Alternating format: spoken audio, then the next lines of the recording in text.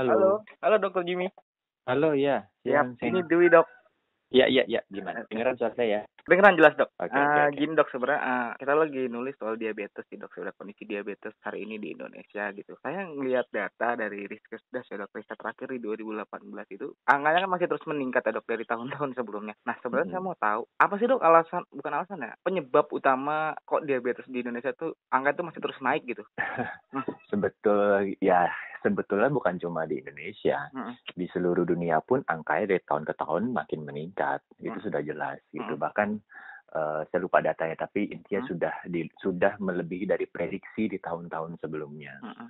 Indonesia sendiri kan kalau menurut IDF Atlas tahun 2019 kita Oh, itu nomor 7 di iya, dunia. betul. Ya, betul Hmm, ya. hmm, hmm, Dan tapi untuk pre-diabetes kita ini nomor 3. Jadi mungkin begini ya, kalau kita ditanya penyebabnya apa makin meningkat, bisa kita lihat pertama. Satu, kita negara berkembang, hmm, jadi kita sedang dalam peralihan gaya hidup. Dari dulu kita yang aktif secara fisik, secara aktivitas, kan hmm, sekarang mulai kehidupan ke perkotaan. hmm, Orang-orang kemampuan ekonominya semakin meningkat, nah itu hmm, pasti ada peralihan gaya hidup. Nah, hmm, peralihan gaya hidup ini kan kalau orang yang ke perkotaan kan cenderung ya naik mobil, ya hmm, berada di dalam gedung, kerja di kantor, jadi sedentary lifestyle lah ya. hmm, Jadi aktivitas fisik makin berkurang menyebabkan kegemukan, pola makannya juga makanan yang tinggi lemak, tinggi hmm, karbohidrat. Nah, itu hmm. kan semua meningkatkan risiko diabetes, itu Hmm, satu. hmm, Kedua, mungkin faktor awareness masyarakat kita juga masih sangat rendah. mhm, Ya, kan kita tahu bahwa diabetes ini sebagian besar nggak ada gejala, dan orang ini kan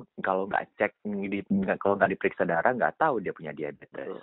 ya Mhm, kan? mhm, Jadi sedangkan di masyarakat timur Indonesia misalnya, kita itu cenderung menganggap kalau ada gejala baru sakit. mhm, Nah, misalnya mitos di Indonesia kan kalau kita lehernya pegel-pegel, ya badannya lindu-lindu, oh mungkin gula saya naik. Nah, padahal sering kali tidak seperti itu dan mungkin nggak ada hubungannya sama sekali. oke. Dan biasanya orang udah ada keluhan baru mau cek dan baru tahu. Di dunia sendiri kan setiap 1 dari 2 pasien diabetes tidak terdiagnosis, Mhm, ya kan?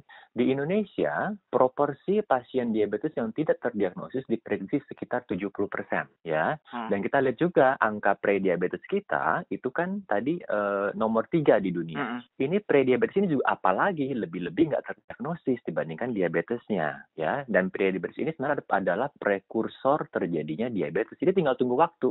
mhm. Ya, kalau dia nggak pernah terdiagnosis, nggak pernah dibenerin, suatu bertahun-tahun mendatang, semua yang prediabetes ini akan menjadi diabetes. Nah, jumlahnya nambah lagi. Nah, mungkin itu faktornya.